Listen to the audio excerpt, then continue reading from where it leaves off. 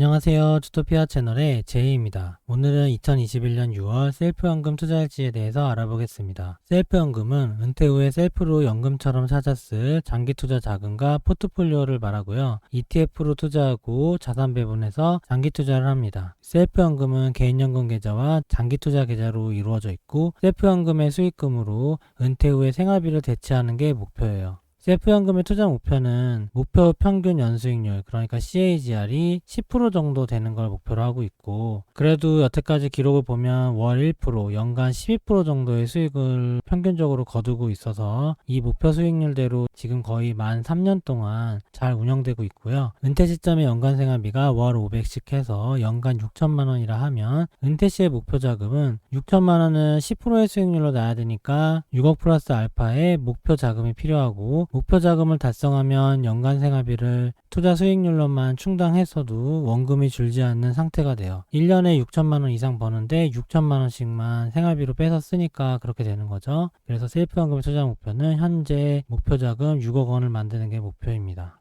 셀프연금의 포트폴리오 개요를 살펴보면 셀프연금은 원래 세 가지 계좌로 돼 있었어요. 첫 번째는 개인연금 계좌 일지로 따로 업로드하고 있죠. 두 번째로는 장기투자 계좌인데, 장기투자 계좌는 국내 ETF, 해외 ETF 이렇게 두 가지로 돼 있고요. 그리고 세 번째로 KRX 금계좌가 있었는데 3달 전에 전량 매도하고 비트코인으로 대체를 했고, 나중에 가상자산 투자일지를 업로드하면서 비트코인의 투자일지도 업로드를 할 생각이고요. 근데 비트코인은 가상화폐 거래소에서 하는 거고 주식은 증권사에서 하는 거기 때문에 두 개를 합쳐서 수익률 계산하기가 좀 복잡하더라고요. 그래서 아예 비트코인은 따로 분리해서 투자일지를 쓰고 업로드할 예정이에요. 그렇게 셀프연금 포트폴리오는 개인연금과 장기투자 계좌로 되어 있는데, 주식과 채권, 현금으로 구성된 자산 배분된 독립된 계좌예요. 개인연금도 개인연금대로 자산 배분으로 완결이 되어 있는 거고, 장기투자 계좌도 마찬가지로 자산 배분 완결이 되어 있는 상태고, 두 개를 합쳐도 자산 배분 비중을 유지하면서 계산을 할 수 있게 만들어져 있어요. 셀프연금의 수익률 2021년 6월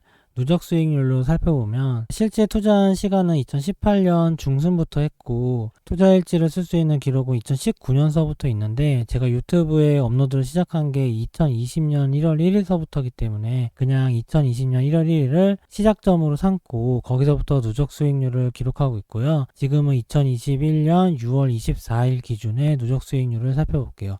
개인연금 계좌는 밑에 있는 투자원금은 적립식 투자원금이라 실제 현재 투자원금은 좀 더 많아요. 투자원금은 3,229만원, 투자손익은 459만원으로 투자 수익률은 14.2% 기록하고 있고, 국내 ETF와 해외 ETF로 구성되어 있는 장기투자 계좌는 투자원금이 3,600만원, 투자손익이 800만원 해서 투자 수익률은 22.2% 기록 중이고요. 1번과 2번을 합친 셀프연금의 투자원금은 6,830만원, 투자손익은 1,263만원이라서 투자 수익률은 18.49%를 기록하고 있습니다. 셀프연금의 자산 현황을 그래프로 살펴보면 2020년 1월 1일서부터 누적해서 기록한 거고, 여기 2020년 1월 1일이 첫 스타트예요. 그때 6천만원 조금 넘는 총 금액을 가지고 있었는데 현재는 1억 200만원 정도 자산을 가지고 있죠. 초록색이 개인연금, 파란색이 장기투자, 노란색이 KRX 금인데, KRX 금은 2021년 3월까지만 하고 이제 안 하기로 했어요. 특징적인 거는 2020년 3월 달에 코로나 팬데믹으로 주식시장과 자산시장이 붕괴가 일어난 적이 있었죠. 요때쯤일 텐데,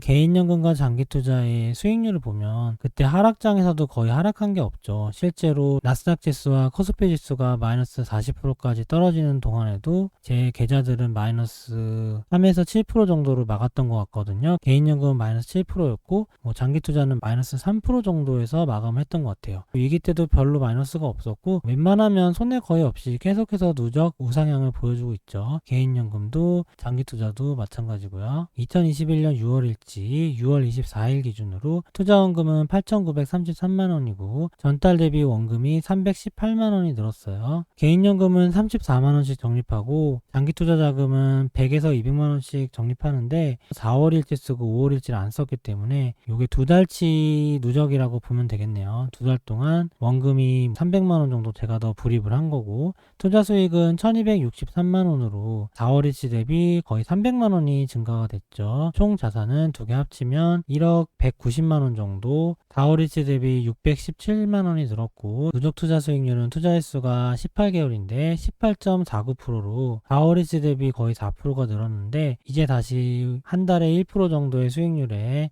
도달하고 조금 더 넘어섰네요. 요 2019년 기록도 전 따로 가지고 있는데, 뭐 누적을 해보면 거의 한 달에 1% 정도씩은 계속해서 수익률을 거두고 있어요. 6억을 모아야 한다고 했는데 1억 190만원 모았으니까 남은 목표는 4억 900, 800만원이고, 달성률은 6억 대비 17% 정도 달성하고 있고, 4월이치 대비 2% 정도 달성률이 올라갔어요. 이 달성률이 100%가 되면 저는 투자 수익으로 1년에 6천만원을 벌 수 있고, 6천만원으로 생활비를 대체할 수 있겠죠. 최근에 주식시장이 다시 반등을 시작해서 상승폭이 가팔라지는 것 같고, 올해 내내 상승이 이어질 것 같아요. 테이퍼링을 시작한다는 발표가 있기 전까지는 아마 계속해서 올라갈 것 같고, 발표 때는 약간 떨어지겠지만 그래도 저는 자산 배분이 되어 있기 때문에 큰 변동성은 없겠죠. 살짝 조정하고 다시 장기적인 우상향을 할 거라고 생각하고 있어요. 장기 포트폴리오 업그레이드는 2021년에 초기에는 60%였는데 최대 70%까지 할 예정이었고, 2021년 6월에 장기 포트폴리오 비중은 현재 위험자산 65%, 안전자산 35%고요. 위험자산은 주식과 리츠, 안전자산은 채권과 현금으로 구성이 되어 있는 거예요. 안전자산 35%에서 10%는 현금, 채권은 25%를 구성하고 있습니다. 장기투자 포트폴리오의 종목 비중 살펴보면 국내 주식과 해외 주식은 아니는데 국내 주식 4종목으로 되어 있고 20% 정도 대략 가지고 있고요. 그 다음 해외 주식이 합쳐서 한 45% 정도 가지고 있을 거예요. 그리고 TLT가 25% 정도, 현금이 10% 정도 해서 대략 이 정도의 비중으로 가지고 있고, 이번 달에는 일치했을 때 리밸런싱하고 수익률이 올랐더라고요. 장이 좋아서. 그래서 비중들이 조금 높아져 있는 상황인데 대략 5% 정도씩 가지고 있다 보면 되고, 반만 가지고 있는 종목은 XLK와 XLV, 섹터별 ETF 기술과 헬스케어를 합쳐서 5%로 또 보유 중이고, VNQ는 다른 것보다 좀 많아서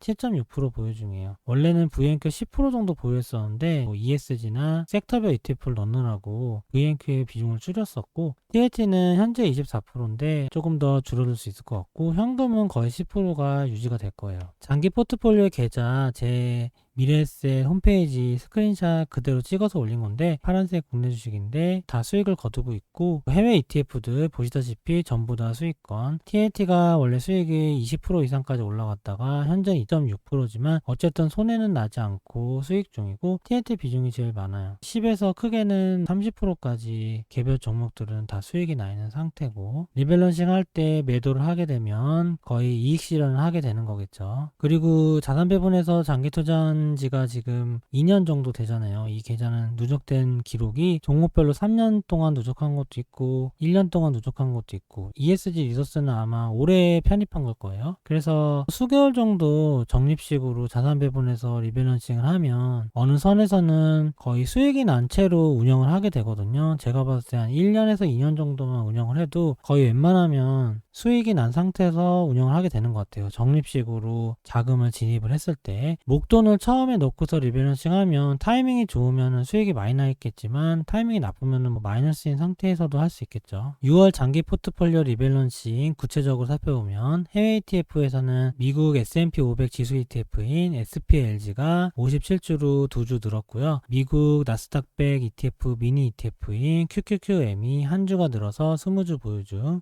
미국 ESG 리더스 ETF인 SUSL이 2주가 늘어나 39주 보유 중, 미국 S&P 500 기술주 섹터 ETF XLK가 한 주가 늘어나 10주 보유 중, 미국 S&P 헬스케어 섹터 ETF인 XLV는 11주로 동일하고요. 분기 배당 성장 ETF인 SCHD는 2주가 늘어나 38주 보유 중, 월배당 고배당 ETF인 SPHD는 3주가 늘어나 64주 보유 중, 경제적 해자 개념의 분기 배당 ETF인 HDV는 2주가 늘어나 30주, 미국 리치 ETF VNQ는 한 주를 이익 실현해서 41주 보유 중이고요. 20년 만기 미국채 TLT ETF는 한 주가 늘어나 93주를 보유하고 있어요. 국내 ETF는 타이거 200 5주 늘어나 73주 보유 중이고, 타이거 탑10은 24주가 늘어나 216주, 타이거 MSCI 코리아 ESG 리더스 ETF는 24주가 늘어나 259주를 보유 중이고, 코덱스 배당 성장은 12주가 늘어나 202주를 보유 중이에요. 위험자산은 65%, 안전자산은 35%